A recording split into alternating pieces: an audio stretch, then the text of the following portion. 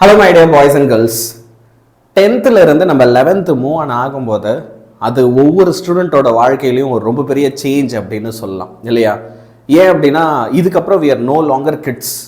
நம்ம ரொம்ப மெச்சூரான பர்சனாக நம்மளோட சேலஞ்சஸை நம்மளே ஃபேஸ் பண்ணிக்கக்கூடிய பர்சனாக மாற வேண்டிய தருணம். உங்களில் ஒரு சில பேருக்கு அப்படி மாற இஷ்டம் இல்லாமல் இருக்கலாம். ஆனால் இந்த உலகம் கண்டிப்பாக நீங்கள் மாறணும் அப்படின்னு எதிர்பார்க்க தான் போகுது. உங்களோட பேரண்ட்ஸும் சரி, உங்களோட டீச்சர்ஸ் ஆனால் நாங்களுமே சரி. பட் டோன்ட் வரி, பயப்பட வேண்டாம். இந்த ஜேர்னியில் நாங்கள் உங்களுக்கு அழகாக ஹெல்ப் பண்ணுறோம். பசங்களை நீங்கள் முதல்ல 10th முடிச்சுட்டு 11th வந்த உடனேவே என்ன அப்படின்னா, ஆத்தி என்னது இது இவ்வளோ டஃப்பாக இருக்குது அப்படின்னு சொல்லி ஒரு பயம் உள்ளே இருக்கும். அண்டு எனக்கு தெரியும், நம்ம வெளியில் 100% எல்லாருமே ஒத்துக்கலைனாலும் ஒரு சில பேருக்கு வந்து உள்ளே என்ன பயம் இருக்கும் அப்படின்னா, நம்ம சூஸ் பண்ண குரூப்பு கரெக்டு தானா, லைக் நம்ம ஒரு கெரியர் ஆப்பர்ச்சுனிட்டிக்காக பயாலஜி சூஸ் பண்ணியிருப்போம், ஏதோ ஒரு கெரியர் ஆப்பர்ச்சுனிட்டிக்காக கம்ப்யூட்டர் சயின்ஸ் இல்லை காமர்ஸ் ஏதோ ஒன்று. நம்ம எடுத்த டெசிஷன் கரெக்டு தானா அப்படின்ற ஒரு சின்ன சந்தேகம் நம்ம மனசில் இருந்துக்கிட்டே இருக்கும். டஃப்பானதாக சூஸ் பண்ணிட்டோமோ, நம்மளால் இதை பண்ணிட முடியுமா? புக்கெல்லாம் அப்படியே வரும், வந்து பார்த்தா ஒரு புக்லேயும் ஒரு சாப்டரும் 40 பக்கம் 50 பக்கம் இருக்கும். 2 வால்யூம் பண்ணுவாங்க ஒரு சப்ஜெக்ட்டுக்கும். சயின்ஸுன்னு படித்த ஒரு சப்ஜெக்டிங்க 3 சப்ஜெக்டாக பிரிஞ்சிடும். ஈவன் தமிழ் இங்கிலீஷ் கூட பக்கம் பக்கமாக நிறையா எழுத சொல்லுவாங்க. மேக்ஸ் எல்லாம் பார்த்தா கேல்குலஸ்ன்னுவாங்க, அப்புறம் வந்து பார்த்தீங்க அப்படின்னா வெக்டார் அல்ஜிப்ரான்னுவாங்க, மேட்ரிசஸ்ன்னுவாங்க. இன்னும் ஒரு சம்மும் இவ்வளோ பெருசாக இருக்குது, நிறைய பயம் வரும். 11th அப்படின்றது வந்து ஏன் இவ்வளோ டஃப்பாக இருக்குது, இது எப்படி படிக்கிறது அப்படின்ற ஒரு கேள்வி இருக்கும். நான் ஒரு விஷயம் சொல்லட்டுமா? நீங்கள் 11th கரெக்டாக ஸ்டார்ட் பண்ணல அப்படின்னு வச்சுக்கோங்களேன், அப்போ அந்த இடத்துலையே நிறைய பேர் தோத்து போயிடுவாங்க. நீங்கள் அப்படி அந்த மிஸ்டேக் பண்ணிடக்கூடாது, சரியா? ரொம்ப ஸ்ட்ரிக்டாகவே இதை நான் சொல்கிறேன். ஏன் அப்படின்னா 10th ரொம்ப சூப்பராக படிச்சுட்டு 11th கொஞ்சம் கேஷுவலாக ஸ்டார்ட் பண்ண ஒரு ஸ்டூடெண்ட் நான். அதனால் நான் எவ்வளோ ஹார்ட்ஷிப்ஸ் ஃபேஸ் பண்ணேன். 12th ஒரு கம்பேக் கொடுக்கறது ஆல்மோஸ்ட் எனக்கு எப்படி இம்பாசிபிளாக மாறுச்சு. அவா, என்னால் திரும்ப அந்த சுச்சுவேஷனை பற்றி யோசிக்கவே முடியல. I don't want you to be in that situation. So மொதல் விஷயம், நீங்கள் உண்மையை ஏற்றுக்கத்தான் செய்யணும். அது என்ன அப்படின்னா, see you might feel 11th is the hardest class you ever studied. Okay, 11th தான் இருக்கிறதுல ரொம்ப டஃப்பாக இருக்குது அப்படின்ற மாதிரி நீங்கள் ஃபீல் பண்ணலாம். நான் ஹானஸ்ட்டாக ஒரு விஷயம் சொல்கிறேன், it is the hardest class so far. இது வரைக்கும் நீ ஃபேஸ் பண்ணதில் அது ஹார்டஸ்ட். இதை விட இன்னும் கஷ்டமான விஷயங்கள் உன்னை எதிர்நோக்கி வரதான் போகுது. இப்போவே நீ அதுக்கு உன்னை தயார் பண்ணிக்கல அப்படின்னா ரொம்ப கஷ்டப்பட போகிற. முதல் விஷயம், 10th 11th நடுவில் என்னென்ன வித்தியாசங்கள் இருக்குது. நம்ம புக்ஸில் ஆரம்பித்து எக்ஸாம் பேட்டர்னில் ஆரம்பித்து எல்லாத்தையுமே ஒரு சின்ன அனாலிசிஸ் சொல்கிறேன். நான் சொல்ல போகிற அனாலிசிஸ் உன் வாழ்க்கையை காப்பாற்ற போகுது அப்படின்னு சொன்னால் அது நிதர்சனம். ஓகே, ஸோ ஃபஸ்ட்டு விஷயம் என்னென்ன சேலஞ்சஸ்லாம் இருக்குது. சிலபஸ். நீங்கள் 10th பொறுத்த வரைக்கும் எல்லா சப்ஜெக்ட்டுக்கும் ஒரு புக்கு தான், அந்த புக்குக்கு ஒரு கைடு தான். அந்த கைடில் இருக்கிற கொஸ்டின்ஸ் எல்லாம் படிச்சுட்டு போனாலே ஈஸியாக 90% மேலே எடுத்துடலாம், சரியா? இங்கே அப்படி இல்லை. the amount of syllabus is going to be very very vast. ஆனால் அது அப்படி ஈஸியாக சொல்லிட்டா மட்டும் போதாது, அதில் ஒரு சில இன்ட்ரிகசிஸ் உங்களுக்கு புரியணும். முதல் விஷயம், 10th உங்களுக்கு ஒவ்வொரு சப்ஜெக்ட்டுக்கும் ஒரு சிங்கிள் புக் அப்படின்னா, இங்கே 11th 2 வால்யூம், ஒரு புக்கும் 300 பேஜ் இருக்கும். 300 600 பேஜஸ் மினிமம் ஒரு சப்ஜெக்ட்டுக்கும் இருக்கு. ஒரு சாப்டர் எடுத்துக்கிட்ட அப்படின்னாலே 10th வந்து பார்த்தோன்னா ஒரு 11 இருந்து 15 பேஜ் தானே இருந்துச்சு. 11th இருக்கிறதுல குறைஞ்சபட்ச சாப்டர் கூட 40 பக்கம் இருக்கும். பிசிக்ஸ்லாம் எடுத்துக்கிட்டேன்னா 80 கூட இருக்கும். ஒரே சாப்டர் 80 பேஜஸ் வரும். அதே ஒரு மினி புக்கு மாதிரி இருக்கும், சரியா? அது மட்டும் இல்லை, உனக்கு புக் பேக் கொஸ்டின்ஸ் 10th ஒரு சாப்டர் எடுத்தால் எத்தனை இருக்கும்? ஒரு 20 to 25 கொஸ்டின் இருக்குமா? புக் பேக் 30 இருக்குமா ஒர்ஸ்ட் கேஸ் சினாரியோ? ஆனால் இங்கே அப்படி இல்லை, 70 to 80 worst case scenario 100 question ஏதோ 1-2 சாப்டரில் இருக்கும், சரியா? ஒவ்வொரு சாப்டரோட புக் பேக் மட்டுமே. அது மட்டும் இல்லை, உனக்கு எக்ஸாமில் வந்து 10th எப்படி இருக்குன்னா, ஜென்ரலாக அண்ட் டெக்ஸ்ட் புக்கை பேஸ் பண்ண கொஸ்டினாக தான் கேட்பாங்க.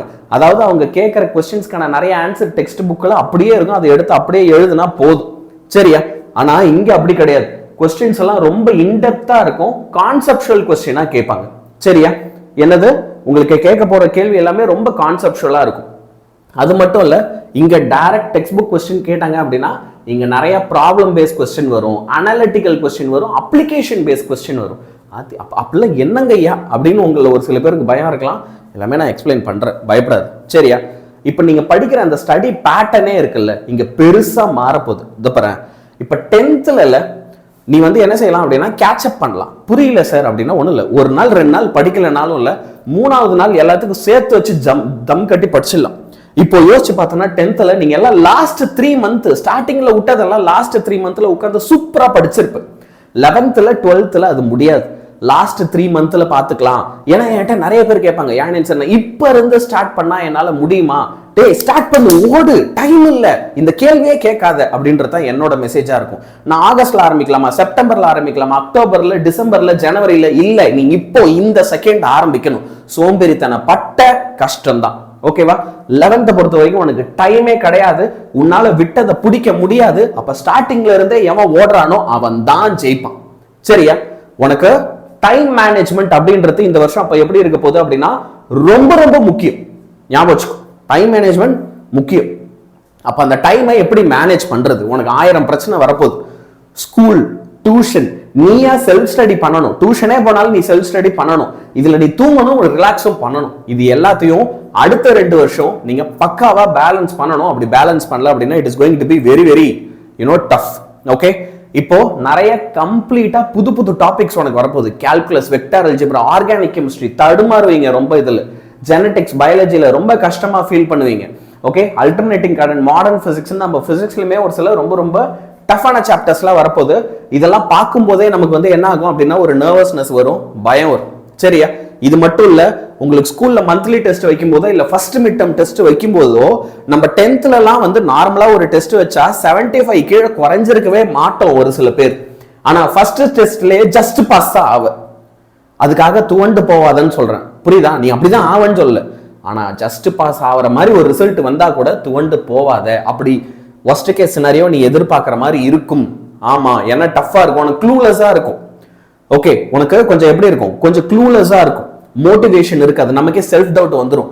ஐயோ தப்பான குரூப் எடுத்துட்டோமோ, பயாலஜி எடுத்துக்கூடாது, கம்ப்யூட்டர் சயின்ஸ் எடுத்துருக்கணுமோ, கம்ப்யூட்டர் சயின்ஸ் எடுத்துக்கூடாது, காமர்ஸ் எடுத்துருக்கணுமோ, மேக்ஸ் இல்லாம பியூர் சயின்ஸ் எடுத்துருக்கலாமோ, நிறைய கேள்விகள் வரும். அதெல்லாம் எதுக்குமே பயப்படாது. இப்போ உனக்கு ஐடென்டிட்டி அண்ட் கேரியர் இதை இப்பவே சூஸ் பண்ண சொல்லி உனக்கு ரொம்ப பெரிய ப்ரெஷர் இருக்கும். உண்மை என்ன அப்படின்னா நீ இது இப்பவே சூஸ் பண்ணி தான் ஆகணும். ஆமா, உனக்கு கட் ஆஃப் ரிலேட்டட் ப்ரெஷர் இருக்க போகுது. நீட் அண்ட் ஜேஇ மாதிரி ஒரு எக்ஸாமுக்கு படிக்கணும் அப்படின்ற ப்ரெஷர் இருக்க போது. அது இல்லைன்னா விஐடி, எஸ்ஆர்எம்ஜேஇ, ஏட்ரிபிளி, என்டிஏ, சியூஇடி, ஐகார், இந்த மாதிரி வேரியஸ் எக்ஸாம்ஸ் இருக்கு. இந்த எக்ஸாம்ஸ்க்குலாம் ப்ரிப்பேர் பண்ண வேண்டிய ப்ரெஷர் இருக்கு. ஏன் அப்படின்னா உன்னுடைய கரியர் என்ன அப்படின்றத நீ சீக்கிரமே முடிவெடுக்க வேண்டிய சுச்சுவேஷன் வந்தாச்சு. நீ 600க்கு படிக்க போறியா இல்ல 200 கட் ஆஃப் படிக்க போறியா இல்ல நீட் ஜேஇல கான்சென்ட்ரேட் பண்ண போறியா அப்படின்றதுல உனக்கு ஒரு பக்கா சூப்பர் டூப்பர் கிளாரிட்டி இருக்கணும். ஓகேவா? அப்போ உங்களுக்குள்ள இருக்க போற கேள்வி என்ன, did I choose correctly? Okay, நம்ம சூஸ் பண்ண இந்த குரூப் கரெக்டு தானா, வேற ஏதாவது எடுத்துருக்கலாமா, இந்த செல்ஃப் டவுட் இதெல்லாம் நினைச்சிட்டு இருக்க வேண்டிய நேரம் இது கிடையாது. நீ சரியான முடிவை தான் எடுத்திருக்க, அதை நீ ஜெயிச்சு காட்டுறதுக்கான திறமையும் உனக்கு இருக்கு. இந்த வருஷம் நீ ஃபேஸ் பண்ண போற ஒரு ரொம்ப பெரிய சேலஞ்ச் என்ன தெரியுமா? டீச்சிங் ஸ்டைல்லே வந்து உனக்கு ஒரு மிகப்பெரிய டிஃபரன்ஸ் இருக்கும் டீச்சர்ஸ் கிட்ட. டீச்சர்ஸ் எல்லாமே என்ன எதிர்பார்ப்பாங்க அப்படின்னா உனக்கு ஏற்கனவே பேசிக்ஸ் எல்லாம் நல்லா தெரியும், நீ கத்துக்கிட்டு தான் வந்திருக்க. ஸோ பேசிக்ஸை தாண்டி அடுத்த ஸ்டெப்புக்கு அவங்க போக ஆரம்பிச்சிருவாங்க. நீ எனக்கு பேசிக்ஸ் தெரியாது அப்படின்னா நீயே அதுக்கு ஸ்டெப் எடுத்து கத்துக்க ஆரம்பிக்கணும். ஒன்னு, டீச்சர்ஸ் எல்லாருமே ஒரு மெச்சூரான ஸ்டூடெண்டா, ஒரு இண்டிபெண்டன்ட் ஸ்டூடெண்டா தான் டீச் பண்ண போறாங்க. உன் பிரச்சனையை உனக்கு பார்த்துக்க தெரியும். ஓகே, அவங்க உனக்கு 10th ஸ்பூன் ஃபீட் பண்ண மாதிரி ஒவ்வொன்றும் பக்கத்துல இருந்து சொல்லி கொடுத்த மாதிரிலாம் இங்க டீச்சர்ஸ் சொல்லி தர மாட்டாங்க. நிறைய விஷயங்கள் நீ இன்ட்ரெஸ்ட் எடுத்து நீயா கத்துக்கணும்.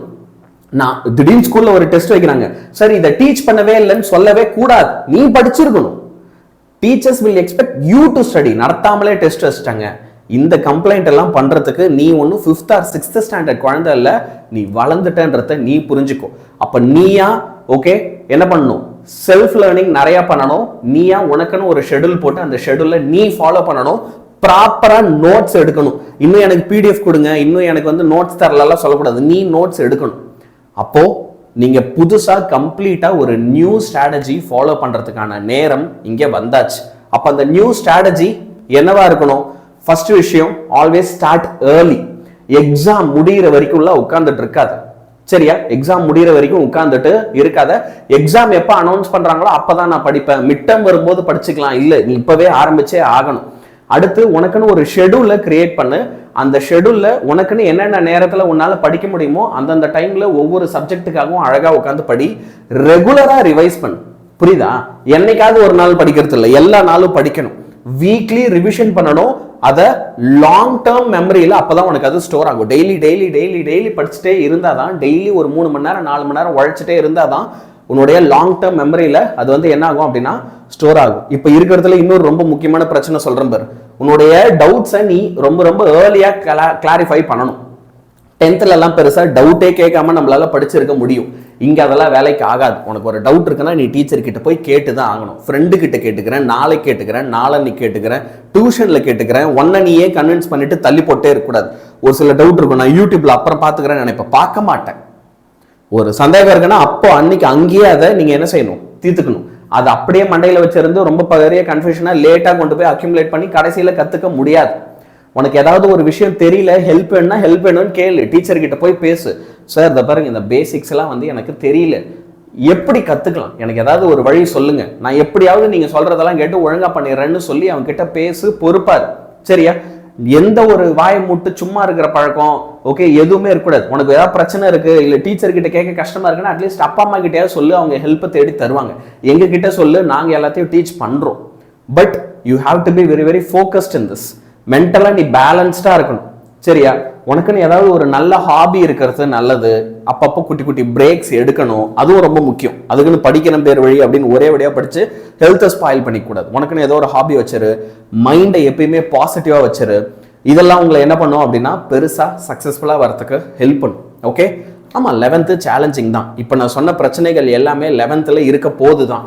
ஆனா இது எல்லாத்தையுமே நீ அழகா ஓவர் கம் பண்ணலாம். தப்பார் டீச்சர்ஸ் எல்லாருமே ரொம்ப ஃபாஸ்டா சிலபஸ் நடத்துவாங்க. ஏன்னா நிறைய இருக்கு. அவங்க போற ஸ்பீடுக்கு கண்ணை கட்டி காட்டில் விட்ட மாதிரி இருக்கும். நீ பேசிக்ஸ்ல ஸ்ட்ராங்கா இருந்தாதான் அவங்க நடத்துற ஸ்பீடுக்கு உனக்கு எல்லாமே புரியும்.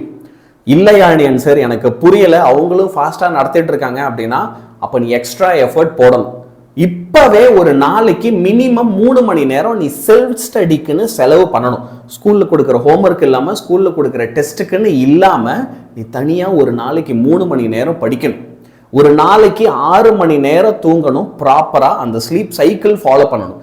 டெய்லி 12ல இருந்து 6 மணி வரைக்கும் தூங்குவோம்னா உலகமே அழிஞ்சாலும் 12ல இருந்து 6 மணி வரைக்கும் நீ தூங்கித்தான் ஆகணும். மீதி நேரம் படிக்கணும்னா படிச்சுதான் ஆகணும். லஞ்ச் பிரேக் எனக்கு 40 மினிட்ஸ் விடுவாங்க யாழ் சார். அப்போ 15 நிமிஷம் 20 நிமிஷத்துல சாப்பிட்டு அடுத்த 20 நிமிஷம் படி. அரை மணி நேரம் தான் விடுவாங்க, 10 நிமிஷம் படி. எல்லாரும் பிரேக் போறாங்கல்ல, பிரேக் போறாங்க, ரீசஸ் டைம்ல போறாங்க அப்படின்னா ஓகே, நீ என்ன பண்ணு, நீ அந்த டைம்ல கூட 1 நிமிஷம் 2 நிமிஷம் சேவ் பண்ணி ஏதாவது படிக்க முடியுமான்னு பாரு. இப்படியெல்லாம் நீ எஃபர்ட் போட்டனா கண்டிப்பா சக்சீட் ஆவ. நீ 11th வேற என்னென்ன பிரச்சனை எல்லாம் ஃபேஸ் பண்ற அப்படின்றத எனக்கு கமெண்ட்ல சொல்லு. அதுக்கு நான் உனக்கு ரிப்ளை பண்றேன், நான் உனக்கு ஹெல்ப் பண்றேன். சரியா? Keep everything in your mind clearly, very clearly. All the best. இந்த ஜேர்னி ஃபுல்லா 11th சரி 12th சரி நான் ஒரு வருஷம் ஃபுல்லா உங்க கூட இருக்க போறேன். நான் உங்களுக்கு ஹெல்ப் பண்றேன். Any problem you always let me know. 11th சரி 12th சரி சூப்பரா படிக்கலாம். நம்மளோட ட்ரீம் ஸ்கோரை எடுக்கலாம். ட்ரீம் காலேஜ்ல போய் படிக்கலாம். வாழ்க்கையில சக்சஸ்ஃபுல்லா வரலாம். All the best.